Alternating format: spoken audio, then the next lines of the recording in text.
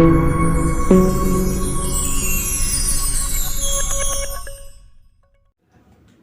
ഞാൻ നിങ്ങളുടെ മുന്നിൽ ഒരു കിച്ചൺ ടിപ്പുമായിട്ട് തന്നെയാണ് വന്നിട്ടുള്ളത്.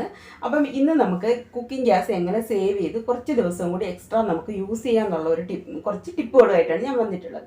അപ്പം ഇപ്പോഴത്തെ ഗ്യാസിൻ്റെ വില വെച്ചാണെങ്കിൽ നമുക്കൊരു 10 ദിവസമോ 15 ദിവസമോ എക്സ്ട്രാ നമുക്ക് ഗ്യാസ് ഉപയോഗിക്കുകയാണെങ്കിൽ അത് നമുക്ക് ലാഭകരം തന്നെയാണ്. അപ്പം കുക്കിംഗ് ഗ്യാസ് ഉപയോഗിക്കുമ്പം 2 രീതിയിലാണ്. ബേസിക്കായിട്ട് നമ്മൾ ഗ്യാസ് ഉപയോഗിച്ച് പാചകം ചെയ്യുന്ന സമയത്ത് എന്തൊക്കെ ബേസിക് കാര്യങ്ങൾ നമ്മൾ ശ്രദ്ധിക്കണം എന്നുള്ളത് അത് വളരെ ഇമ്പോർട്ടൻ്റ് ആയിട്ടുള്ള കാര്യമാണ്. പിന്നെ രണ്ടാമത്തെ എന്തെന്ന് വെച്ചാൽ കുറഞ്ഞ ഗ്യാസിൽ നമുക്ക് കൂടുതൽ ഐറ്റംസ്, അതായത് കൂടുതൽ ഭക്ഷ്യവസ്തുക്കൾ എങ്ങനെ വേവിച്ചെടുക്കുക എന്നുള്ളതുമാണ്.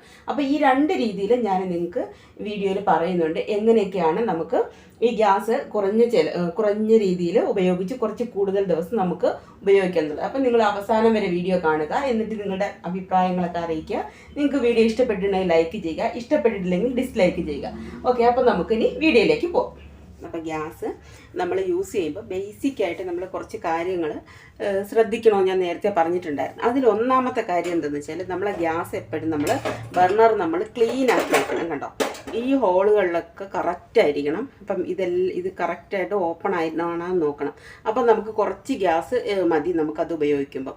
അത് ഒന്നാമത്തെ കാര്യമാണ്. അപ്പം നമ്മൾ ഗ്യാസ് എപ്പോഴും ക്ലീൻ ആക്കി വെക്കുക, ബർണർ ക്ലീൻ ചെയ്ത് വെക്കുക. അത് ഒന്നാമത്തെ ടിപ്പാണ്.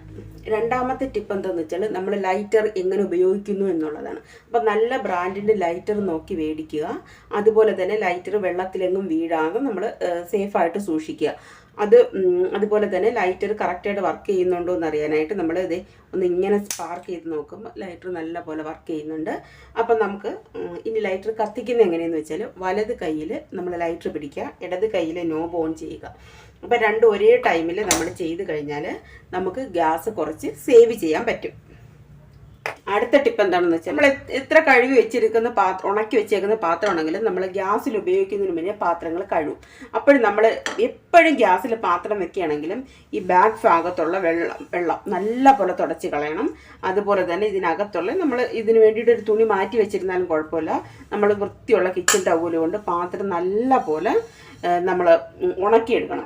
തുടച്ച് അതിൻ്റെ വെള്ളം എല്ലാം പോയതിന് ശേഷം മാത്രമേ നമ്മൾ ഗ്യാസ് കത്തിച്ച് വേവിച്ച് തുടങ്ങാവുള്ളൂ. അപ്പോൾ അങ്ങനെ ചെയ്യുമ്പോഴത്തേക്ക് നമുക്ക് ഗ്യാസ് നല്ല പോലെ സേവ് ചെയ്യാൻ പറ്റും. ഇനി പാത്രങ്ങൾ യൂസ് ചെയ്യുന്ന സമയത്ത് നമ്മൾ എന്ത് ചെയ്യണമെന്ന് വെച്ചാൽ ഈ പരന്ന പാത്രങ്ങൾ തന്നെ ആയിരിക്കണം മാക്സിമം ഉപയോഗിക്കേണ്ടത്. അതുപോലെ തന്നെ വലിയ പാത്രത്തിൽ വലിയ ബർണറിൽ വലിയ പാത്രവും ചെറിയ ബർണറിൽ ചെറിയ പാത്രം ഉപയോഗിക്കണം. അതുവഴി നമുക്ക് ഗ്യാസ് കുറച്ച് സേവ് ചെയ്യാൻ പറ്റും. അടുത്ത ടിപ്പ് എന്താണെന്ന് വെച്ചാൽ നമ്മൾ കറികളിൽ ആവശ്യത്തിന് മാത്രം നമ്മൾ വെള്ളം ഒഴിച്ചു കൊടുത്താൽ മതി. ഒരുപാട് വെള്ളം നമുക്ക് കറികളിൽ ഉപയോഗിക്കേണ്ട, ആവശ്യത്തിന് വെള്ളം ഒഴിച്ച് നമ്മൾ വേവിക്കുക. അതുപോലെ തന്നെ അതിൻ്റെ കൂടെയുള്ളൊരു ചെറിയ ടിപ്പാണ് നമ്മൾ പാത്രങ്ങൾ അടച്ച് വെച്ച് തന്നെ നമ്മൾ ഗ്യാസ് ഉപയോഗിക്കുമ്പോൾ വേവിക്കണം. അതും ഇതിന് രണ്ടും ഗ്യാസ് സേവ് ചെയ്യാനായിട്ടുള്ള പ്രധാനപ്പെട്ട ഒരു ടിപ്പ് തന്നെയാണ്. അടുത്ത ഒരു ടിപ്പ് എന്താണെന്ന് വെച്ചാൽ അത് നമ്മൾ ചെയ്യേണ്ടത് ഇത്ര മാത്രമേ ഉള്ളൂ. നമ്മൾ എന്തൊക്കെ കറികൾ വെക്കുമ്പോൾ സമയത്ത് നമുക്ക് ആവശ്യമുള്ള പാത്രങ്ങളും അതുപോലെ തന്നെ നമുക്ക് മസാല കൂട്ടുകളും എല്ലാം നമ്മൾ അടുത്ത് വെക്കുക. അങ്ങനെ വെച്ച് നമ്മൾ അടുത്ത് വെച്ച് നമ്മൾ വേവിക്കുമ്പോൾ നമുക്ക് പെട്ടെന്ന് തന്നെ കറികൾ വെച്ചെടുക്കാനും പറ്റും. അതുപോലെ നമുക്ക് ഗ്യാസ് നമുക്ക് സേവ് ചെയ്യാനും പറ്റും. ഇത്രയുമാണ് നമ്മൾ ബേസിക് ആയിട്ടുള്ള ടിപ്പുകൾ. ഇനി നമുക്ക് നോക്കേണ്ടത് എന്താണെന്ന് വെച്ചാൽ നമ്മൾ കുക്കിംഗ് ടൈമിൽ കുറച്ച് ഗ്യാസ് വെച്ചിട്ട് കൂടുതൽ ഐറ്റംസ് എങ്ങനെ വേവിച്ചെടുക്കാം എന്നുള്ള ടിപ്പുകളാണ് ഇനി ഞാൻ പറയാൻ പോണത്. അത് നമുക്കൊന്ന് കാണാം. മെയിൻ ടിപ്പെന്ന് വെച്ചാൽ നമ്മളെല്ലാവരും രാവിലെ ചെയ്യുന്നൊരു കാര്യമാണ് പാല്. അപ്പോൾ പാല് നമ്മൾ എന്തായാലും ഫ്രിഡ്ജിൽ അല്ലെങ്കിൽ ഫ്രീസറിലായിരിക്കും വെച്ചേക്കുന്നത്. അപ്പോൾ നമ്മൾ രാവിലെ എണീച്ചിട്ട് ഈ പാലെടുത്ത് നമ്മളൊരു പാത്രത്തിലെ വെള്ളത്തിലോട്ട് ഇടുക.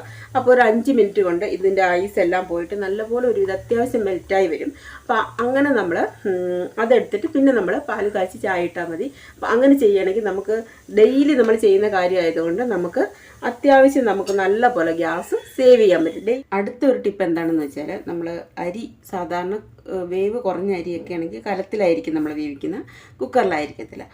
അപ്പോൾ അങ്ങനെ വേവിക്കുന്ന സമയത്ത് നമുക്ക് അരി കുറച്ച് സമയം കുതിർത്ത് വെച്ചതിന് ശേഷം നമ്മൾ വേവിക്കുകയാണെങ്കിൽ നമുക്ക് കുറഞ്ഞ ഗ്യാസിൽ നമുക്ക് വേവിച്ചെടുക്കാൻ പറ്റും. അതുപോലെ തന്നെ ഇത് വെള്ളം തിളച്ചതിന് ശേഷം നമ്മൾ അരിയിട്ട് അതിന് ശേഷം നല്ല പോലെ തിളച്ച് വന്നതിന് ശേഷം ഗ്യാസ് ഓഫാക്കിയിട്ട് പിന്നെ കുറച്ച് കഴിഞ്ഞിട്ട് അരി വെന്ത് കഴിയുമ്പോൾ നമ്മൾ ഗ്യാസ് ഓൺ ചെയ്ത് ഒന്നും കൂടി തിളപ്പിച്ചിട്ട് അരി നമ്മൾ വടിച്ചെടുക്കുകയാണെങ്കിൽ കുറഞ്ഞ ഗ്യാസിൽ തന്നെ നമുക്ക് അരി വേവിച്ചെടുക്കാൻ പറ്റും. അടുത്തൊരു ടിപ്പ് എന്താണെന്ന് വെച്ചാൽ നമ്മുടെ പൾസസ് ഉണ്ടല്ലോ, കടല, പയർ അങ്ങനെയുള്ള ഐറ്റംസ്, അതൊക്കെ നമ്മൾ വേവിക്കുമ്പോഴത്തേക്ക് സോക്ക് ചെയ്ത് വെക്കണം. വെള്ളത്തിൽ കുറച്ച് നേരം സോക്ക് ചെയ്ത് വെച്ചിട്ട് വേവിച്ച് കഴിഞ്ഞാൽ നമുക്ക് പെട്ടെന്ന് വേവിച്ചെടുക്കാനും പറ്റും. അതുപോലെ തന്നെ ഗ്യാസിൻ്റെ അളവ് വളരെ കുറച്ച് മതി. ഇതുപോലുള്ളത് ഇങ്ങനെയുള്ള പൾസസ് എല്ലാം നമ്മൾ കുക്കറിലിട്ട് തന്നെ വേവിക്കണം. അപ്പോൾ നമുക്ക് പെട്ടെന്ന് വേവിച്ചും എടുക്കാം. അതുപോലെ നമുക്ക് കുറച്ച് ഗ്യാസ് മതി.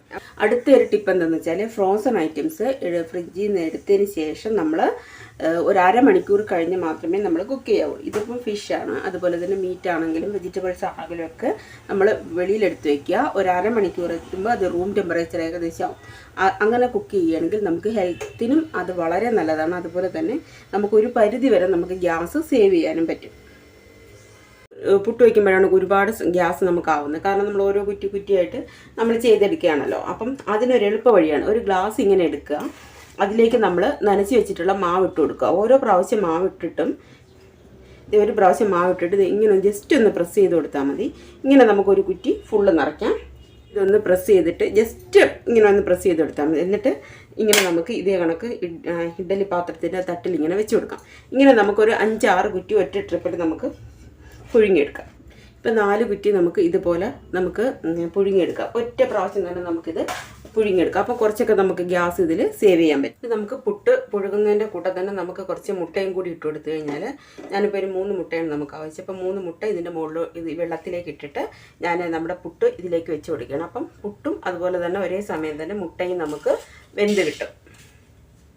മൺചട്ടി ഒക്കെ ഗ്യാസിൽ വെച്ച് നമ്മൾ ചെയ്യുകയാണെങ്കിൽ നല്ല രീതിയിൽ ഗ്യാസാവും. അത് ചൂടായി വരാനായിട്ട് ഒരുപാട് ടൈം എടുക്കും. എന്നാലും നമുക്ക് മീൻകറിയൊക്കെ വെക്കുമ്പം മൺചട്ടി തന്നെയാണ് നമ്മൾ വെക്കുന്നത്. അപ്പോൾ ആ സമയത്ത് നമുക്കൊരു കാര്യം ചെയ്യാം. ഈ ചട്ടി ചൂടായി കഴിയുമ്പോൾ നമുക്ക് തീ നല്ല പോലെ കുറച്ച് വയ്ക്കാം. മീൻകറിയൊക്കെ ഒരു തിള വന്നതിന് ശേഷം തീ നല്ല കുറച്ച് വെച്ച് കഴിഞ്ഞാൽ കുറച്ച് ഗ്യാസ് മതി. പിന്നെ ചട്ടി നല്ല ചൂടായിരിക്കുന്നുണ്ട് അത് നല്ല പോലെ വെന്ത് കറക്റ്റായിട്ട് കുറുകി വരികയും ചെയ്യും. നമുക്ക് ഗ്യാസ് കുറച്ച് ഉപയോഗിച്ചാലും മതി. അത് നല്ലൊരു ടിപ്പാണ് നമ്മൾ മൺചട്ടിയൊക്കെ ഉപയോഗിക്കുമ്പോൾ.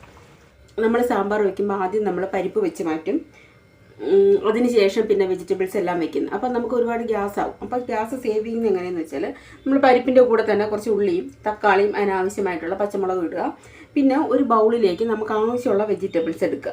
അപ്പോൾ ഞാനിപ്പോൾ എനിക്ക് ആവശ്യമുള്ള വെജിറ്റബിൾസ് എടുത്തിട്ടുണ്ട്. അപ്പോൾ അത് ഇതിലേക്ക് ഇട്ട് കൊടുത്തിട്ടുണ്ട്. പിന്നെ ഈ ഉരുളക്കിഴങ്ങ് എന്താണെന്ന് വെച്ചാൽ കുറച്ച് ബേബി പൊട്ടറ്റോസ് ആയിരുന്നു. അപ്പം മോന് വേണ്ടിയിട്ട് അവന് ഫ്രൈ ചെയ്യുന്നതിന് വേണ്ടിയിട്ട് ഞാനത് കട്ട് ചെയ്ത് അതിൻ്റെ മുകളിലേക്ക് വെച്ചേക്കുന്നതാണ്. ചെറിയ പൊട്ടറ്റോ ആയതുകൊണ്ടാണ് അത് അതിൻ്റെ മുകളിൽ വെച്ചത്. അപ്പോൾ ഇതെല്ലാം കൂടി ആവശ്യത്തിന് വെള്ളം ഒഴിക്കുക. എന്നിട്ട് നമുക്ക് ഒരു 2-3 വിസിൽ കേൾക്കുമ്പോഴത്തേക്ക് കറക്റ്റായിട്ട് വെന്ത് വരും.